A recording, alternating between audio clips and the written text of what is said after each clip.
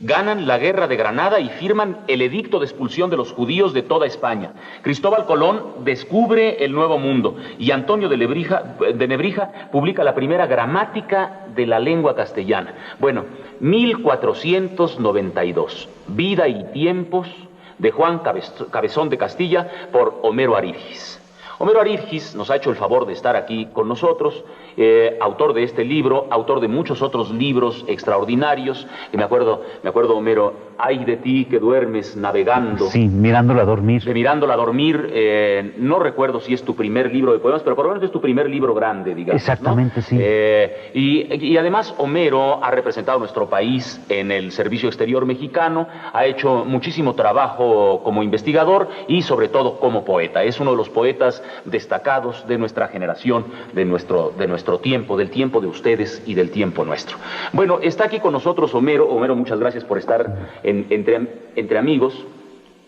Fíjate que ahorita viéndote, me acabo de acordar, yo tengo una fotografía en la que estamos en un encuentro de poetas en Chapultepec. Está Jacobo Glanz. Sí, del restaurante Carmel. Ese adorable padrino mío, pero yo, bueno, le tengo unos recuerdos maravillosos. Nos daba los pasteles por poemas. Nos daba pasteles y cafés. A mí me hacían favores mucho mayores. Como yo no tenía de qué vivir, no tenía que comer, me ponía a ayudarle disque a traducir. ¿Tú crees que él traducía del ruso y del yiddish? Y me ponía a traducir con él, que no sabía una palabra de las traducciones, y a cambio de eso, de que disque yo trabajaba, me daba de comer.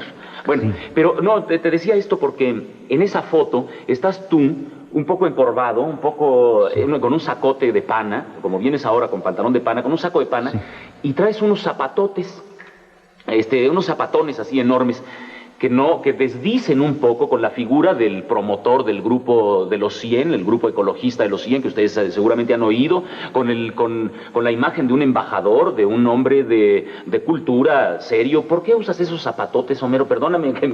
Sí. Bueno, mira, los zapatos los considero para caminar. Yo soy un hombre que camina. Me gusta mucho andar y andar cómodo. Entonces, hay esto de que... por ejemplo, mi personaje Juan Cabezón de Castilla camina todo el tiempo. Es decir, yo creo que desde que uno es lanzado al mundo, pues ya empieza a caminar, ¿no? Digo, claro, aprende, pero el movimiento, el cambio comienza, ¿no? Por eso me llamó la atención que trajeras esos zapatos, que no son zapatos cuidados, ni son zapatos de lujo, ni zapatos de vestir, ¿no? Sí. Pero... ¿Tu alma es de vestir, hombre? Sí, bueno, mira, lo que pasa es que yo considero que el caminar es un ejercicio casi de filósofos, acuérdense, los peripatéticos, y de poetas. Hölderlin se agotaba caminando también, y aún Jean-Jacques Rousseau también caminó muchísimo. Y luego yo recuerdo ese verso de un poeta norteamericano contemporáneo que vino aquí al Festival Internacional de Poesía en 81, William Merwin, que decía, mi cuna fue un zapato, que en una canción nómada, que es un poema brevísimo, es un verso, mi cuna fue un zapato. ¿Tú te imaginas, Homero, el tipo de zapatos que tenían que haber traído estos bárbaros que llegaron a Veracruz y se metieron desde Zempoala, atravesando lo que ahora es Veracruz y Puebla y todo hasta llegar con unas armaduras pesadas, llenos de fierro, llenos de óxido, llenos de sudor, de todo? ¿Qué clase de calzado? Bueno, yo creo que toda la maravilla de la vestimenta, ¿no? Misma. Es decir, que ya yendo todavía más atrás con Cristóbal Colón, cuando llegó, causó muchísima admiración a los nativos, a los taínos que vivían en la isla Guananí, por su indumentaria y por esas ropas pesadas que llegaban a una isla, un poco caliente, con vestiduras pesadísimas, y entonces les parecía muy extraño, además con barbas. Entonces yo creo que ese encuentro entre gentes de diferentes razas fue completamente sorprendente, precisamente no solo por la apariencia física, sino la manera de vestirse, unos desnudos y otros muy vestidos. Desnudos como debe ser, pues con ese calorón, ¿verdad? Sí, bueno, en España misma, en mi libro, yo registré en algunos pasajes mujeres que andaban verdaderamente encarceladas en su propio cuerpo, es decir, vedadas, que andaban totalmente vestidas de negro, de las cuales casi no se les veía más que la punta de los las dedos. Uñas, digamos. Sí. La uña podía ser un elemento erótico porque era lo único que se les veía, ¿no? Exactamente, completamente oscuras, negras, vedadas y totalmente enclaustradas en su propio cuerpo. Pues era la época de los conventos, pero estas no solo les bastaba enclaustrarse en un cuarto, sino enclaustrarse en su propio cuerpo. Es decir, que había un personaje también que tengo en el libro, San Vicente Ferrer, que decían que nunca se había visto a sí mismo desnudo. Es decir, que había pasado su vida sin verse a sí mismo. Qué maravilla, porque allí ya no es cosa de uno, no es la cosa de la decisión de uno, sí, sino de la decisión histórica, de la decisión cultural, sí, porque como sus padres nunca lo enseñaron a sí mismo desnudo, sí, como seguro sus padres tampoco lo vieron, lo bañaban con pañales, lo bañaban con gasas y con sedas encima. O nunca lo bañaban, o ¿no? nunca, más bien nunca lo bañaban. Isabel la Católica, por ejemplo, se bañaba muy poco. Se dice que hizo un juramento en el cual, hasta que no ganara la guerra contra los moros, no se iba a cambiar de ropa. Entonces había cosas así. Y luego, es decir, lo curioso de esto, como digo, fue el encuentro de los vestidos con los desnudos. En América, lo que en aquel tiempo se llamó las Indias, pues casi todo el mundo andaba desnudo, ¿no? O semidesnudo. O semidesnudo, especialmente a donde llegó Colón, ¿no? ¿Qué cosa es para ti esta celebración, esta memoria de lo que ya va a ser dentro de unos cuantos años, de los 500 años del descubrimiento, póngase un poco entre comillas, del descubrimiento de América, y lo que en nuestros calendarios dice como con números rojos, Día de la Raza? Sí. Bueno, yo creo que a todos nos ha sorprendido alguna vez en la vida esta fecha. Es decir, que cuando uno estaba en la escuela era un día festivo en el que no se iba a clases, pero que uno no sabía bien a bien por qué. Es decir, que como que no tenía nada que ver con Cristóbal Colón mismo. Yo no sé a quién se le ocurrió ponerle el Día de la Raza, que casi es una designación muy demagógica. ¿No muy crees? retórica. Para nosotros que somos un país de fiestas, un país ritual, sí, somos un país lleno de ritos, sí, bueno, sí, festejamos sí, muchas cosas, ¿no? Y un país ritual como el nuestro, ¿no crees que esto no lo inventamos nosotros, esto del Día de la Raza? Porque no nos suena, porque si nos sonara, le tendríamos un gran aprecio, yo creo, Sí, bueno, la raza, como la conocemos nosotros, es la raza en los Estados Unidos, ¿no? Es los mexicanos allá, ¿no? Pero no tiene nada que ver mucho con la retórica oficial, ¿no? A mí mismo me ha costado trabajo, muchísimo, por ejemplo, ese monumento a la raza.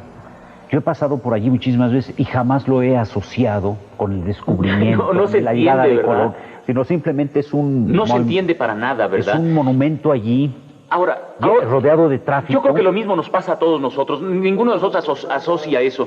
¿Qué te parece a ti que ahora que se va a celebrar y que tú tienes algo que ver, que estás trabajando para la conmemoración, el festejo de los 500 años, ¿qué te parece a ti que va a ocurrir?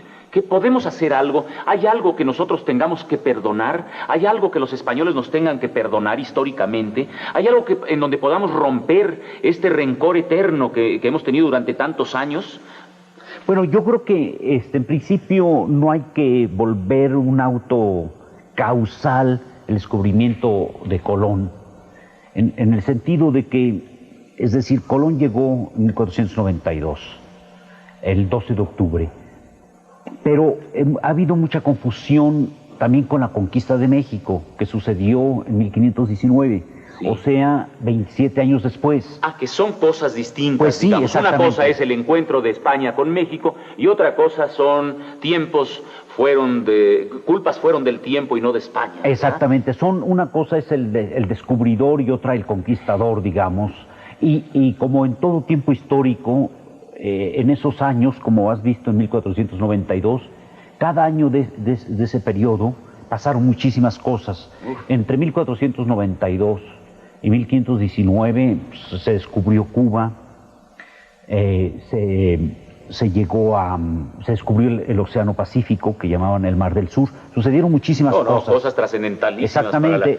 para la historia de la humanidad. Sí, ¿no? y la personalidad de Colón con la de Cortés pues fueron muy distintas, ¿no? Es decir, Colón se sentía un poco... Pero yo diría, misionero. Homero, perdóname Sí. que me atreva, pero yo diría que con todo y que son personalidades tan distintas, son las dos personalidades de una misma cultura, dos caras de una misma moneda. Es decir, uno descubre de buena fe y otro da el palo.